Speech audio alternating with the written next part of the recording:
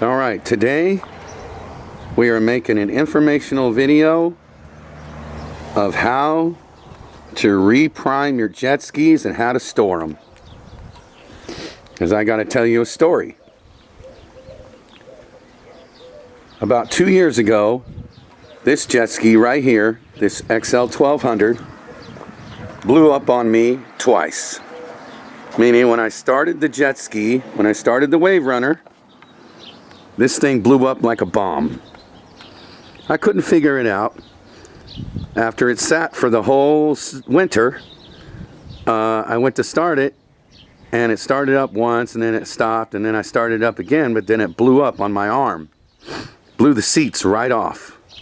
I thought to myself, oh, Lordy, okay, well, maybe the bottom of the hole is full of gas. Maybe it just had gas in it. So I tilted up the thing, I cleaned it all out, I got the hull all clean, I wiped it all down, doesn't smell like gas. I was like, all right, we're good. Started it back up. All right, took it to the lake. Glad I didn't blow up then. Took it to the lake, drove it around. I was like, not really driving like it used to drive. Not really riding, not the speed. Didn't have the acceleration that it had. So I thought, okay, well, maybe it needs a carburetor issue or something. I don't know. So let's try and start it again off the water. First, let's check the hull.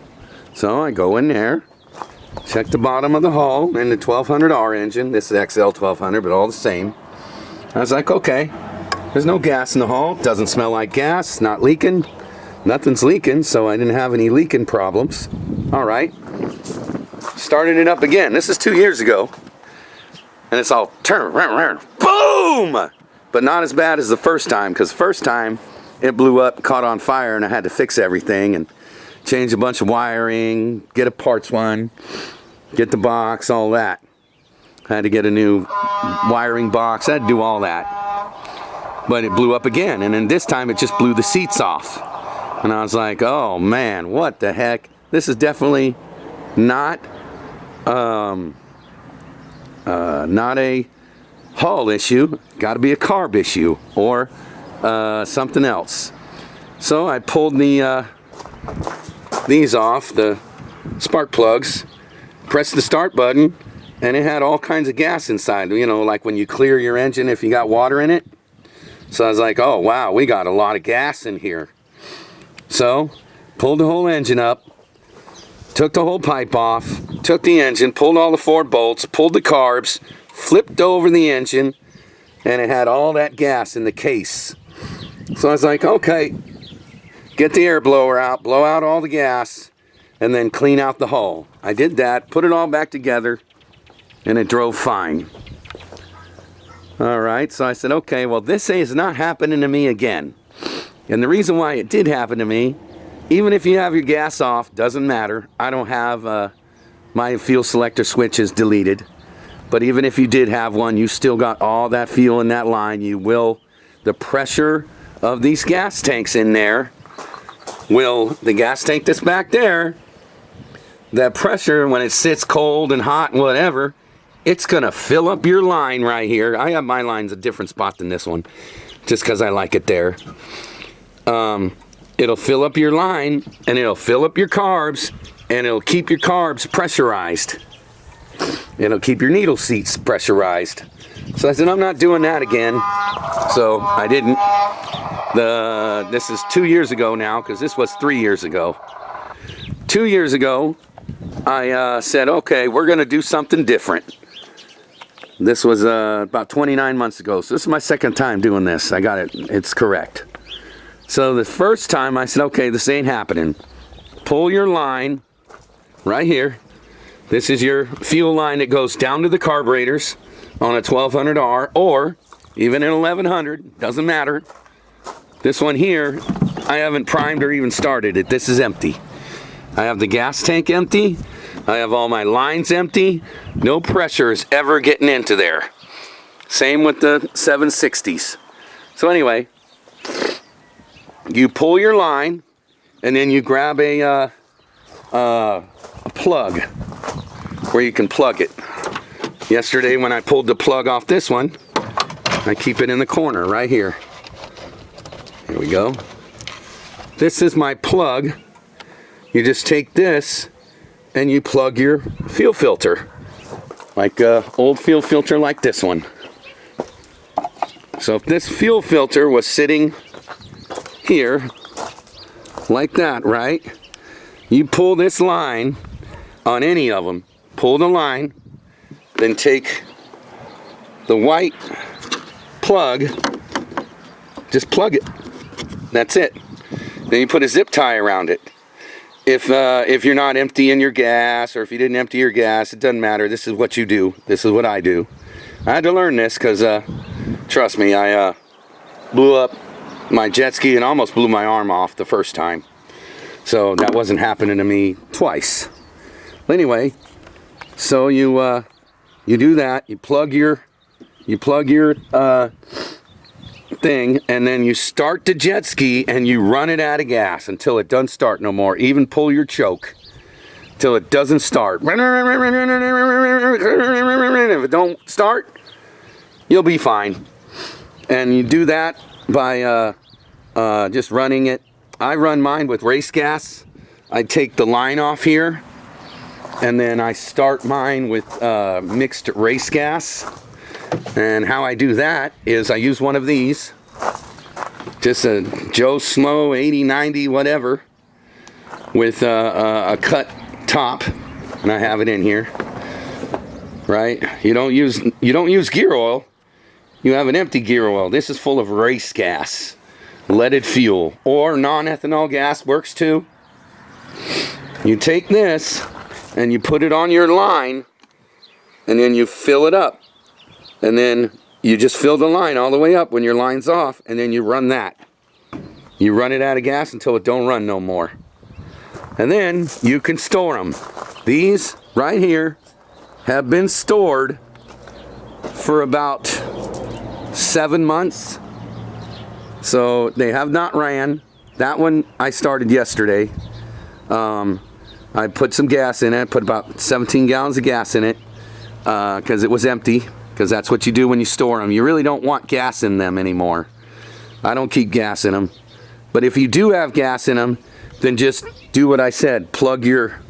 You can plug the fuel filter, and you'll be fine. But I take my gas out. I just burn it in something else. Burn another 2-stroke.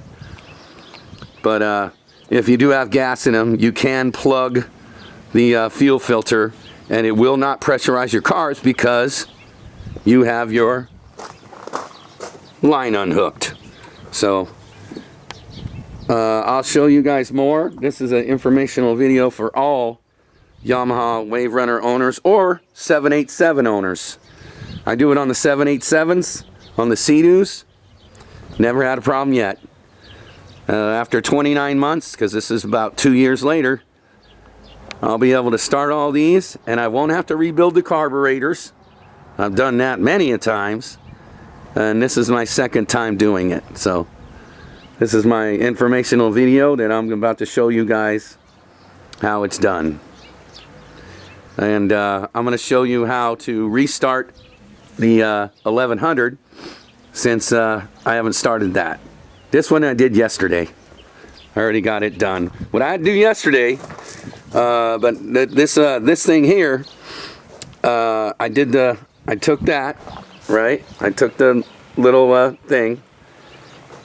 I took the line off, and then I put the gear oil with gas in it to try to prime the carbs.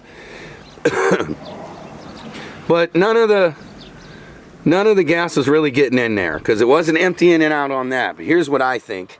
I think if I went into the gas tank part and pulled the let's open this up. If I went to the gas tank part and pulled the return line, so the return line should be, it's probably this one. No, that's the, okay. So, gotta be the return line right here. Yeah, all right. So you got to pull the return line right there. So this is my fuel line, okay, where my finger is. You'll have to pull the return line from your gas tank. Then you'll, because it's all sealed, so it didn't want to suck up the gas. But if I undid my return line right here, pulled the return line, and prime the carbs, and put all the gas in there and let the gas like leak out here, and then put it back on, I'd have been all right. I didn't do that yesterday. What I did was I got a little frustrated, and but it still worked. I pulled all the these. I pulled the spark plugs, and then I just poured a little gas down in the bottom of them, just a little bit each one. Put them all back on, and I started it up. It took a little bit, but yeah, it starts up now.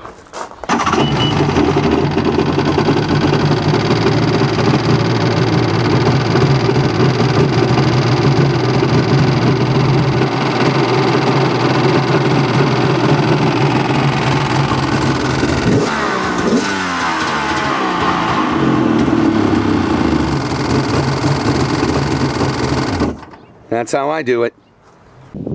Okay, now we're got the camera set up. You wouldn't believe it. I got the tripod set up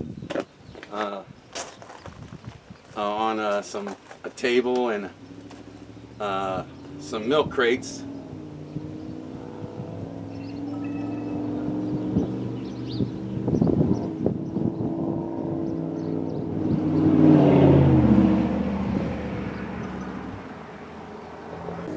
Alright, got the camera set up on some milk crates so I can show you guys how to do this. Real good informational video. As we gotta take off, I'm probably gonna have to go get my cutters to cut the zip tie that's zip tied onto the inlet of the carburetors. Actually, no, I don't have to do that, because I'm actually going to fill it through the filter. Let's see if we can get this off. It's on there.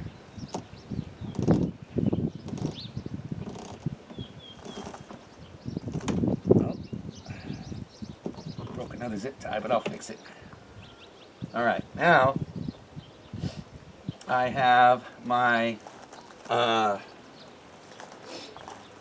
all right, first, now we need to get the little line and the gas.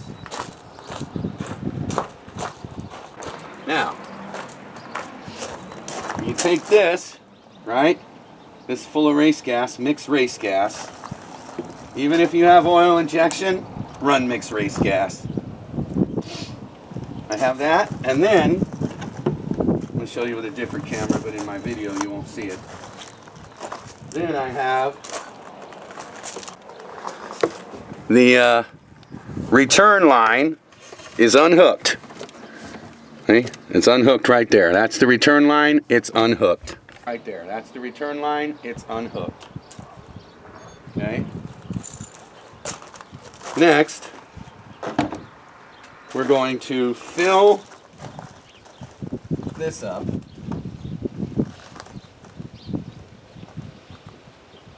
Through. Now we have our fuel lines. Now this one here has got the fuel pump, but I believe it will go through the fuel pump also. Let's get this on. Let's get this going.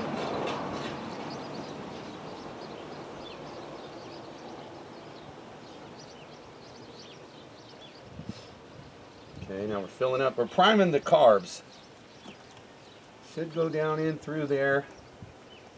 If not, I'll have to go to the other line.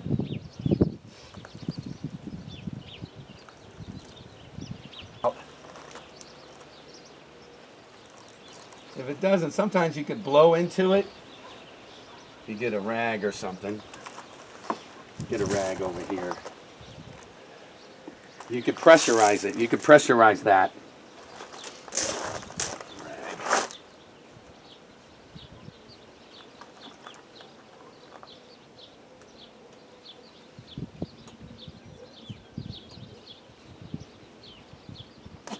Yeah, see? It might be pressurizing. I don't think it's gonna. Oh wait, I see fuel. All right, here. Oh yeah, okay, we're primed. I'll show you right now. We're fueled up.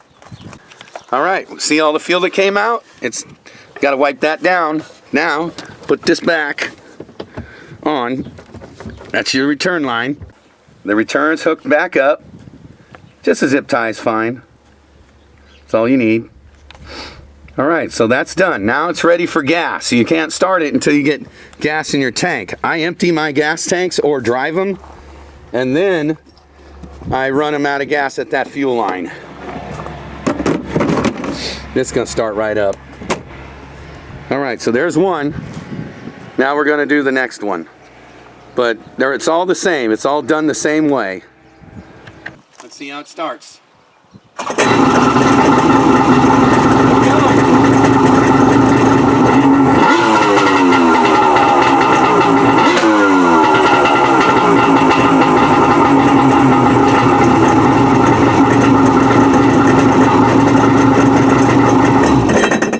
After 8 months. I think it's been about 8 months since I started this one. These are pretty easy to prime and get going. All right, here's the 760. So I took this, filled it up with race gas, and then I took this off, and we were already leaking out the return. So we're primed. This is gonna start right up when you put gas in it. All right, got it all primed. Got the line back on, got the return back on back there. See, you pull the return and you fill this up with your handy dandy gear oil thing filled with gas. Now what I do with this one is I take this top off and I put one that's not cut open, and then I'm ready for another time. And then that's it. Put it back in here.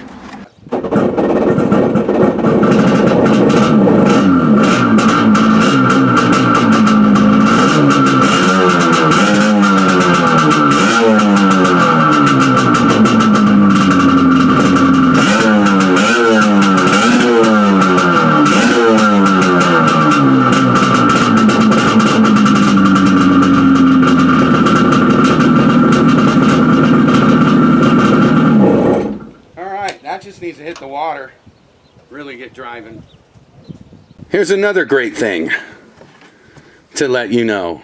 If you want to do oil, don't use a mixing cup. Use a 16-ounce drink. Gatorade bottle, or the Powerade one, or whatever, or the Snap-on. Look, this is a Snap-on iced tea. Where's the Snap-on iced tea? Here it is. Snap-on iced tea, right there. 16 ounces, that's your mix. Then you just fill it up with oil. I hold it in an old ice chest. Works great for me. That's a 12. Now 12 will do 4 gallons. But I use this to add a little extra if I was like, oh, I got a little more gas in there than I did. I put a little extra from my 12. That's another good, a good informational video, or informational whatever. I don't use a mixing cup. I use mixed drinks to mix with. All right, time to get gas.